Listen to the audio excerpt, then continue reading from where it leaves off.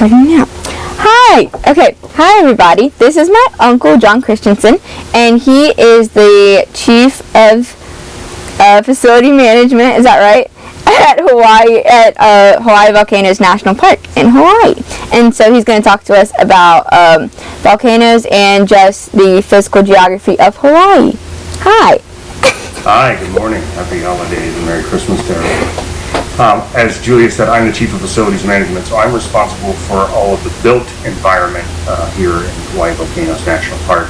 So it's important to understand what are the geologic and physical geography processes that go on that impact the facilities. It helps us to understand where we build things, where we shouldn't build things, and what sort of things might impact them, like lava flows, which we'll talk a little bit more. So in a very basic sense, the Hawaii is formed by a hotspot. So within the core of the planet, there's the liquid iron core, and then there's the mantle, which when the mantle comes to the surface, it becomes lava. And that mantle circulates, just like a boiling pot of water. So, and you may notice that maybe in the middle of that pot of water, the water comes up and then circulates out. And that's roughly what a hot spot is. And a hot spot is stationary. The crust, of course, of the Earth floats, the tectonic plates floats over this mantle and actually moves around relatively slowly. So to give you a visual aid example, I've got this flashlight here. And so if you imagine the flashlight is the hot spot stays stationary, but the Pacific plate, in this case where Hawaii is, actually moves across the spot. Now each place where the plate lingers will actually create a new island. And so what happens is that magma will break through the crust, and the crust right at that spot is generally in the middle of that plate is a little thinner, and so it breaks through that crust and erupts onto the ocean floor, tens of thousands of feet below the ocean, and then slowly builds up an island which eventually breaks through the surface and then continues to erupt on the surface as it did under the ocean, and creates a chain of islands. The stream of magma that comes through the crust will stay connected to a particular spot where a volcano is created. And then it will, as it drifts farther and farther off of that hot spot, will eventually lose its connection with the magma chamber, and a new spot will break through, kind of like you can only stretch taffy so far before it breaks off.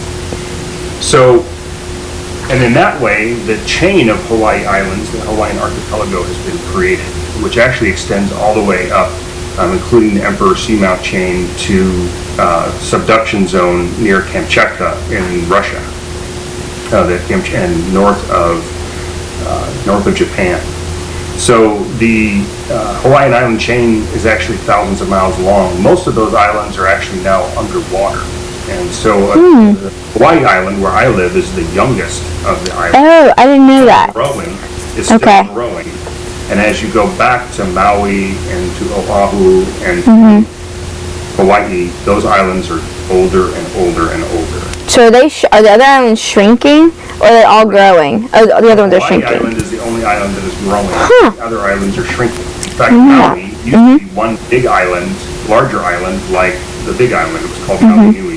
But now, as it eroded away and as the buoying pressure of the hot spot subsides, that it's actually sinking back into the ocean and is actually broken apart into 4 islands: Maui, Molokai, Lanai, and Kaha'olowe.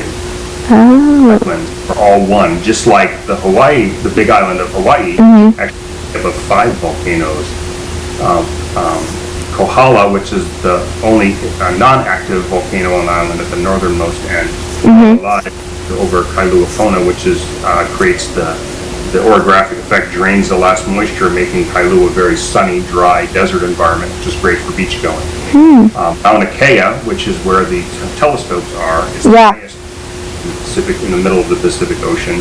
Mauna Loa, which is still a very active volcano, erupting every 30 years or so. Mauna Kea hasn't erupted for about 4,600 years. Hualalai erupts about 3 times every 200 years, or 2,000 years. And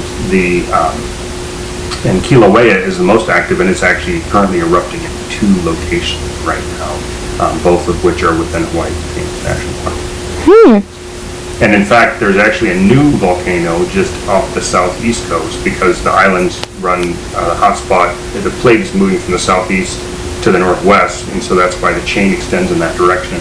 There's a new island called Hihi, which is just off the southeast coast of Hawaii Island, and in 10,000 years or so is expected to break through the surface and actually glom on to the Big Island, making the Big Island even bigger with maybe 6 volcanoes making it up instead of just the 5. Cool.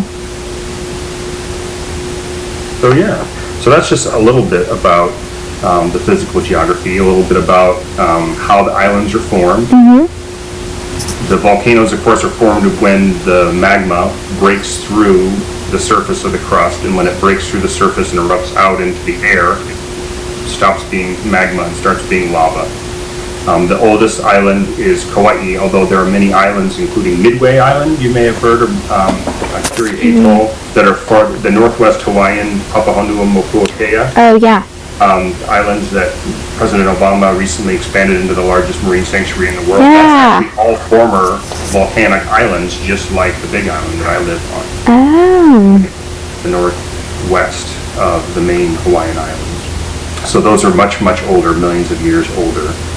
And what makes volcanoes erupt is that hotspot pressure, that circulation of the core, the mantle of the earth. And what makes volcanoes dormant is when that connection with that stream of magma or magma plume that is contained within the volcano, within the crust, it cools off or loses its connection with the mantle as it drifts off of the hotspot. Hawaii Island is growing, but all the other islands are shrinking slowly.